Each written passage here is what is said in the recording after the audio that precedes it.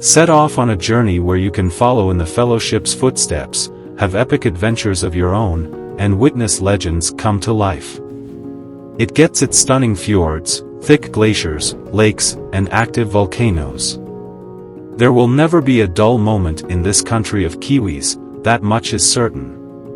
As Tour Radar's comprehensive travel guide explains all there is to know about this incredibly secluded island paradise, take a moment to gather your composure. Are you prepared, travelers? Greetings from New Zealand. Let's start with the fundamentals. This lovely island country is home to just over 4.5 million people. This slang is originated from the nation's national symbol, a flightless bird called, you guessed it, the kiwi, and is used by many people who go by the self-described moniker Kiwi. The two main land masses, the North Island and the South Island, as well as around 600 more smaller islands, make up the nation as a whole. New Zealand's overall size is fairly small, roughly comparable to Japan's landmass. Auckland, the original capital, is the largest Polynesian city and goes by the name of the City of Sails, which makes sense given that Auckland has more boats per capita than any other town in the globe. Wellington is the capital of New Zealand and the southernmost capital city in the world. What else does New Zealand possess in greater quantity than the whole world? Sheep. There are roughly 7 of these fluffy farm animals for every resident, or close to 30 million sheep, so hopefully you like them. Because New Zealand has been ranked among the top 10 safest places to live for many years, your mother won't have to worry about you while you're on your Kiwi adventure. Being the first major country to grant all residents the opportunity to vote, regardless of gender, they are also comfortably progressive. In New Zealand, there are 3 official languages. You can communicate in English, Maori, and New Zealand Sign Language, but you'll manage just fine with English. Now let's take a deeper look at the various excursions available, whether you want to learn about the Maori way of life, hit the slopes, or drink some delectable wine. New Zealand is known for having top-notch hiking paths. The 4 main tracks in Fjordland National Park offer stunning vistas. While Milford is possibly the most well-known, hikers on each route can anticipate seeing views of forested valleys, a variety of bird life, and turquoise lakes.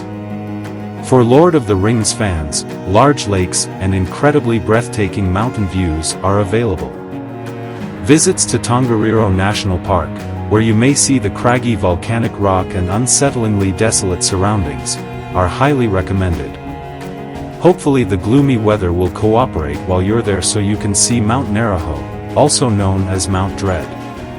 It takes around 7 hours to hike the full alpine crossing, which passes through lava fields, tussock meadows, and green lakes with geothermally heated neon turquoise water. If you prefer beaches, New Zealand has a hike for that as well.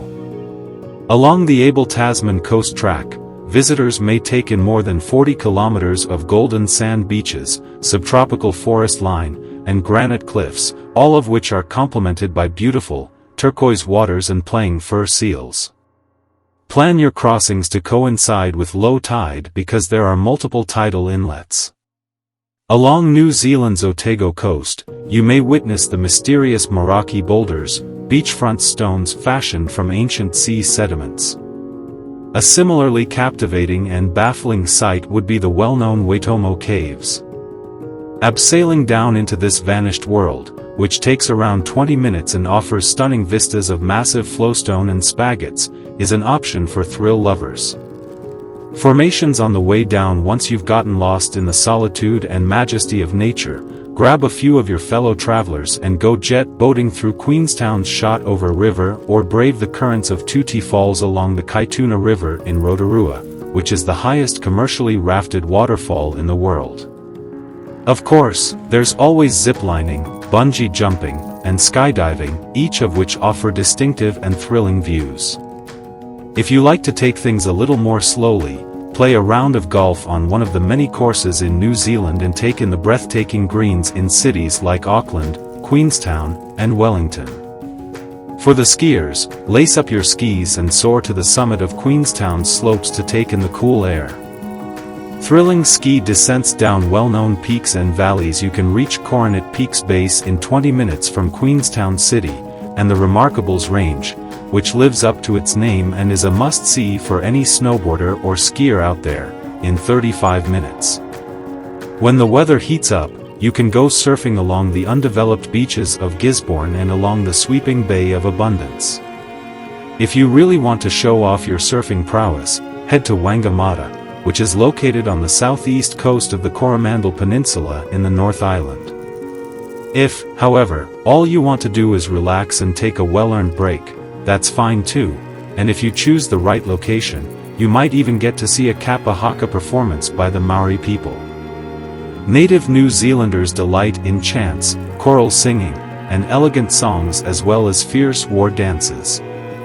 If you want to get literary, visit Hobbiton in Hamilton, Waikato, where you may see J.R. Tolkien's epic novel come to life by taking a stroll around the Shire. Alternatively, consider going to Maori meeting grounds called Murray and participating in a traditional welcoming ceremony. You can visit Bag End or the Green Dragon Inn, but when should one travel to Middle-earth? There is never a bad time to visit New Zealand, but visitors should be prepared for weather that can change suddenly at any time of year. Nevertheless, the majority of the country enjoys more than 2,000 hours of sunshine annually, and because there is little air pollution, the sunlight is especially radiant. The far north experiences subtropical weather in the summer, and inland alpine regions of the South Island experience cold winters. The summer in New Zealand, which lasts from December to February, should be regarded as the busiest travel period. It is also thought to be the best time for activities like hiking, scenic drives, winery tours, and surfing. If you're lucky, dolphins may be swimming alongside you off the nation's extensive coastline. From March through May, autumn sets in, and the vistas of the fall leaves are simply breathtaking. The ski season often starts to take off in the months of June through August. From September to November, springtime temperatures are pleasant and provide a stunning contrast of blossoming trees and snow-capped mountains. Once your wanderlust has been sated, it's time to relax and eat some delectable regional food. What will you find at the dinner table? Let's investigate. On weekends, when there is more time to prepare a cooked meal, the unusual Kiwi breakfast consists of cereal toast and either a cup of coffee, tea, juice, or milk. New Zealand's cuisine draws inspiration from Polynesia, Asia, and Europe. The results are utterly delectable. Locals eat dishes of baked beans, hash browns with mushrooms, bacon, stewed tomatoes, and scrambled eggs. After spending a long morning outside, you'll need to indulge in a quick hot pie to revive these delectable little pastry.